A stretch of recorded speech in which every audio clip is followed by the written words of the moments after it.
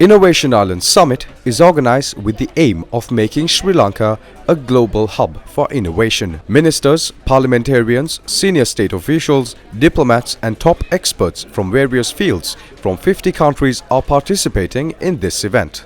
The conference was inaugurated by Amitabh Kant, the creator of Incredible India campaign and considered the father of tourism promotion in India. Samir Saran, chairman of the Observer Research Foundation, Santosh Jha, Indian High Commissioner to Sri Lanka, Sashi Raja Mahendran, chairman of the Capital Maharaja Group, and Siobhan Daniel, group director of the Capital Maharaja Group, among others.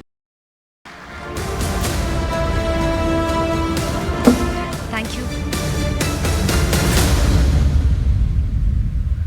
This is the first time in history that a conference dedicated solely to innovation is being held, providing a platform for countries like Sri Lanka to showcase their capabilities and their new discoveries on an international stage.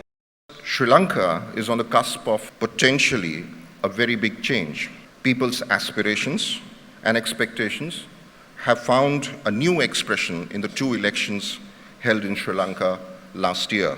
The COVID pandemic and the economic crisis in Sri Lanka has underlined the need for a transformation that many Lankans have yearned for generations to happen.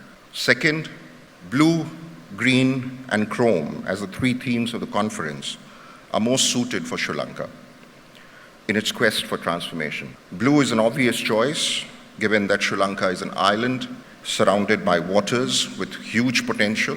Green too is appropriate, as Sri Lanka, as an island country, is particularly vulnerable to climate change.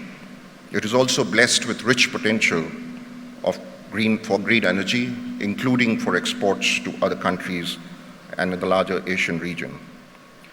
And chrome because digitization has become the new currency for low middle income countries to transcend their entrenched inefficiencies and to outgrow them, to position themselves to take full advantage of the many new opportunities and an emerging geotechnological age. As far as we in India are concerned, we are engaged with Sri Lanka on the basis of our neighborhood first policy and Sagar approach. Today, our relations are better than ever before and spread across a wide range of domains. Prime Minister of India, Shri Narendra Modi, has described connectivity, energy, and digitization as the three principal pillars of our partnership. We are also engaged in other areas such as health, education, ports and airports, agriculture, fisheries, in addition to the security and defense cooperation that is very important.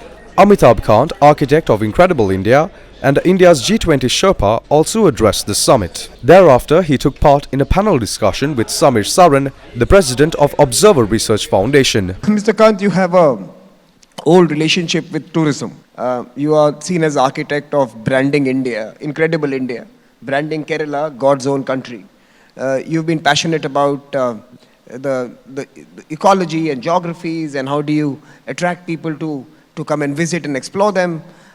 You're sitting in a country which is by design a tourist haven in some sense. I believe this year we've had a very strong tourist season, and they have, I think, a couple of seasons in the year, so it's a 7 or 8 month tourist destination country. What can we learn from Sri Lanka?